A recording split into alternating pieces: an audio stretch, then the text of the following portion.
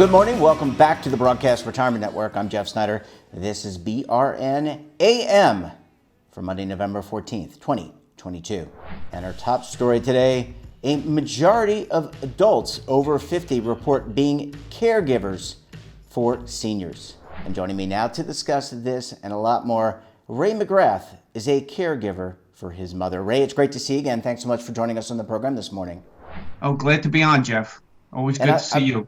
And we're very happy absolutely, and we're very happy to have you on to share your experience as a caregiver. Before we delve into that, and I want to get your reaction to some recent studies, maybe some anecdotal insights into your friends and family. How's your mom doing? My mom, she's getting older. She's 97. She's been on hospice now for over a year. So, you would expect she's not like recovering from anything, but we're doing our best to make her as comfortable as possible. That's great, and it's always great when you outperform the benchmark. And the benchmark was what? When you're in hospice, it's 6 months. 6 months. So, Yeah. And my mom's big concern has been, and she asks all the nurses and the folks that are evaluating her. She goes, "Are you going to throw me out of hospice because I'm not, going according to schedule?" And they said, no, we're with you for the duration. So that puts her at ease, Yeah, and let's just unpack that a little bit. And then we can talk about this, some information, some studies that came out recently. Typically, hospice is around what, 6 months, and that's the expectation for the individual to live. As your mom is proof and point, you don't always meet that standard. Is it typical for organizations to pull resources if someone moves out of that time range, that time experience? Well, all this goes back to your peers, and a lot of peers, folks my age, 50s and 60s, are dealing with older parents and they're taking care of them. So I've heard from some of them that in one or two occasions, yes, hospice was pulled back because the patient wasn't declining at whatever rate they were assuming. So fortunately or unfortunately, depending on your perspective, my mom is declining. It's just a little bit slower than expected. And to your point, I mean, you have you're above 50. We're not going to ask you for your age, and you don't have to tell us that. But recent studies have come out that said that more than half of Americans 50 and older are caregivers. Just based on your own experience and talking with your friends and family, is that consistent? We're living longer, obviously, clearly, but is that consistent? And what have those experiences been like? I played cards with a group of 5 peers, and all but one of them have had to go through what I'm going through now. So it's very similar, and it kind of comes on gradually, maybe helping out with groceries once a week and doing a few things. And then your role increases. And it comes to a point where, in my case, I'm really like the only one there who can help out. So you can't turn your back on your responsibilities. That's how I look at it as. No, you certainly can. And you can't turn your back on people that actually helped birth you and raise you and help turn you into the person that you are. It's even if they're far away. And Ray, you're not that far from your mom, but it's probably what, a 25 to 30-minute drive each way? Pretty much. If not, that's on the weekend when traffic, New Jersey, it gets worse, but yeah. Yeah, and some of the tasks that as a caregiver you perform, so it's getting food. Do you have to pick up the caregiver, or does he or she visit your mom just go directly to your mom, say from like the train or the bus stop? Right. It's providing transportation to caregivers. It's sometimes finding caregivers. It's working with the different aid or hospice teams to try and provide for coverage on certain days. It's tough around now, the holidays. Folks, everyone wants time off to be home with their family.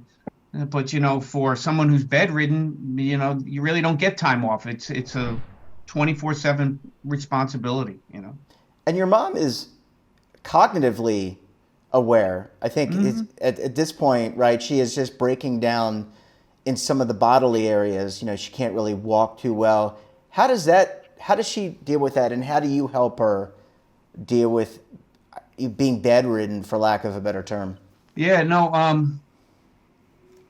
actually, the hospice folks send, I guess you could call the individual a social worker to try and, evaluate her psychologically and help her to feel better, because for her, it is very stressful. I mean, she's well aware of what's happening. She's not comfortable with her situation. And, in a lot of ways, she's depressed, I would say. Yeah, and you, from our last conversation, I think you were going there to spell the caregiver from time to time. Are you still doing that? I think you were doing Zoom calls for your work from there. I think you actually got improved internet, if I'm not mistaken. So that is all, are you all true. Everything I had to do to accommodate my ability to work from my mom's condo, and I'm going there this evening, and I won't be home for 3 days. So it's an ongoing responsibility.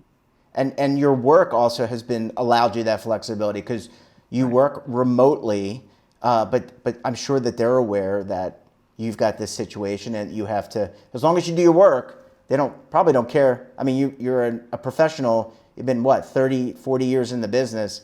It's not like you don't know what you're doing. You wouldn't be derelict in your responsibilities. So as long as you get your work done, it's done. Right. Now, I know there are different states have different laws about opportunities that employers or employees can take time off to care for a parent. And I've seen some of my coworkers leave work just to be able to take care of their parent. I've been able to kind of balance both at the same time. So I've been fortunate that I can handle it. Some folks feel the need to leave work 100%. I really haven't done that. I'm trying to, do both. And the only way I'm able to do both is because I've hired someone to help me. So in and over and above what hospice provides. Yeah. Well, Ray, I need to take a very quick break. When we come back, we'll talk about the stresses around being a caregiver. I think Ray has some great experiences to share. You're going to want to stay tuned right here on BRN AM.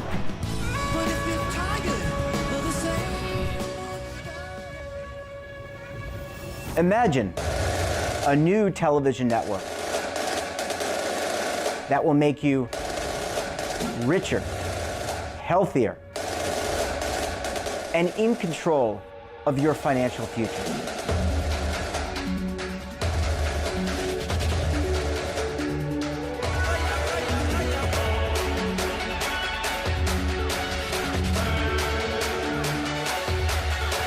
This network is for the policewoman in Nashville, Tennessee, the baker in Dubuque, Iowa, the teacher in Lexington, Kentucky. We want to make the idea of savings and retirement culturally relevant. But what do you see as a defining issue of the midterms, especially for the smaller businesses? I mean, they are the lifeblood of the American economy.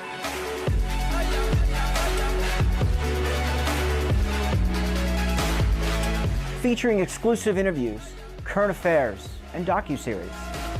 33 years old, you retired early. The philosophy is money only matters if it helps you live a life that you love. But you got to start thinking about retirement as soon as you get in. The Broadcast Retirement Network will drive very high engagement with premium partnerships. So this isn't retirement and savings for your parents or grandparents. This is for all Americans. And we're going to change the way you think about money.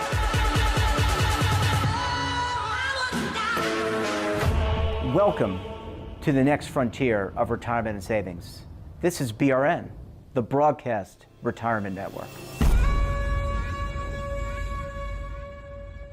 Are you stuck with a low credit score? A credit report and score that's causing you to be denied credit or pay higher interest rates than others for the same things? Then do what Terrence did and call Credit Repaired for your free credit evaluation to help restore your credit. I started thinking about buying a new house, and my score wasn't where I needed it to be. I called and spoke with one of the representatives, and we just had a good conversation, and I liked what he was saying. Just one call for his free credit evaluation was all it took to start back on the track to repairing his credit. I'm seeing the deletions and I'm getting the report, so I know something's being done. It does make a difference to me. All it takes is one call to get started. Credit Repair has given me a second chance to have a better credit score. Don't let a low credit score hold you back another day. Do what Terrence did and make the call for your free credit evaluation.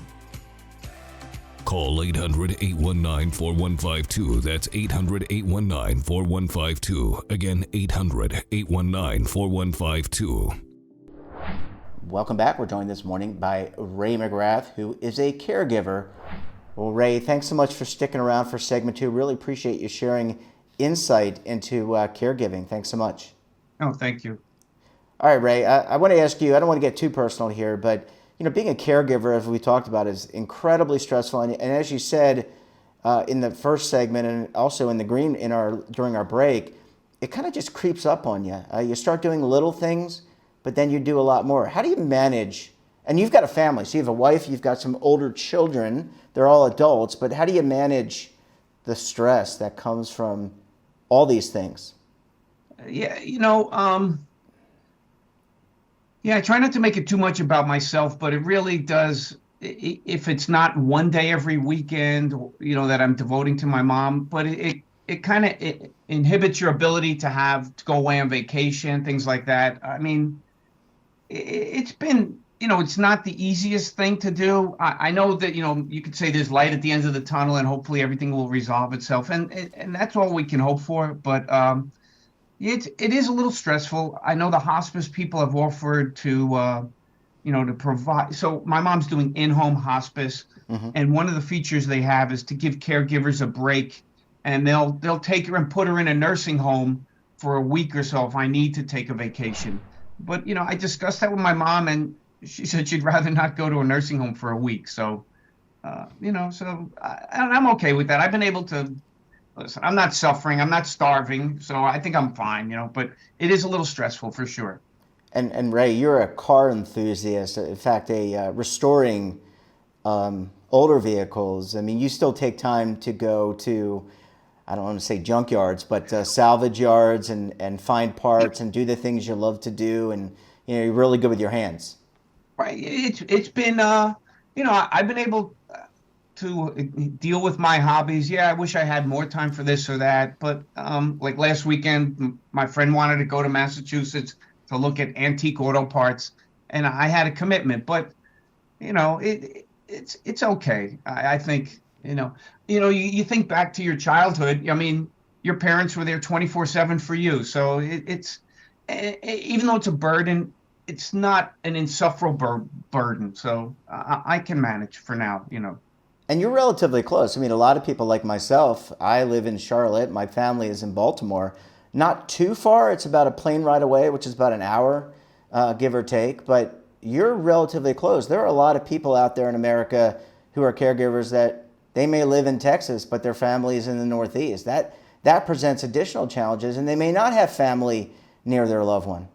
Right. No, I think it is fortunate that the circumstances align the way they have. I know my wife has said it would have been nicer maybe if my mom moved in with us, but she didn't want to give up her independence. So I have, I'm trying. It's a balancing act between the family and my family, my wife and children, and then the responsibilities with that, but then also the responsibilities that I owe to my mom. I feel like I owe to my mother. So yeah, and the children, they're older. I think some of them live at home, some of them do not. Have they been helpful? Have they gone to see? I just think back to my own grandparents' end of life care and whatnot, and I went to go see them. I was very close with my grandparents. But do your children kind of recognize the circumstances and say, hey, we got to go see grandma and help out where we can? Exactly. I mean, that happens a lot, actually. And my mom takes even a greater role in, she as being a grandmother, she's very concerned, and because she has not a lot to think about, but she spends a lot of time thinking about her grandchildren. Yeah, and it's interesting. It probably gives her, when they come see her, probably gives her a lot of joy. I know my grandmother used to like to take me to get Chinese food, and she would say, get anything you want. And it was just so enjoyable for her to be able to be around me and my brother. I would assume it's very similar for your mom, even though maybe she doesn't like Chinese food and you're not going out to get Chinese food. It's just nice to be around the family. No, lately with my mom, it's been onion rings. Can you go pick me up onion rings? So I'm like, whatever, And do you just go to a local establishment, or is there a fast food chain that? Yeah, this one little deli that kind of makes a lot of, fast food, you could say. She likes their onion rings, so we go there. That sounds good. I think I may head out for lunch and get some onion rings. Ray, we're going to leave it there. Really appreciate you popping by the program. Thanks for sharing your story. I think a lot of people watching this are going to get a lot of insight and know that they're not alone. Know that they are not alone, and there are many people who are helping their families. Ray, great to see you. Thanks so much for joining us, and we look forward to having you back on the program again very soon. All right. Take care, Jeff. That wraps up this episode of BRN AM. Have a topic of interest, someone you think we should talk to, drop us a line. And don't forget, for all the latest curated news and lifestyle, wellness, finance, tech, so much more, and all in one place, check out today's edition of our daily newsletter, The Morning Pulse. Want to search our archives, check out our latest content? We'll visit our website and, of course, all of our streaming partners. We're back again tomorrow for another edition of BRN AM. Until then, I'm Jeff Snyder. Stay safe, keep on saving, and don't forget, roll with the changes.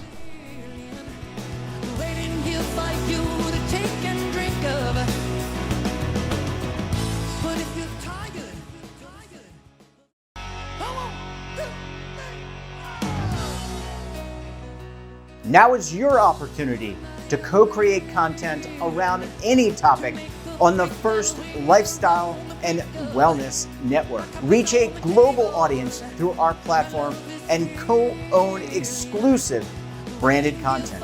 All of our programs are available on demand and also as audio-only podcasts, so you can take us on the go. Broadcast Retirement Network, available anytime, anywhere, and on any device.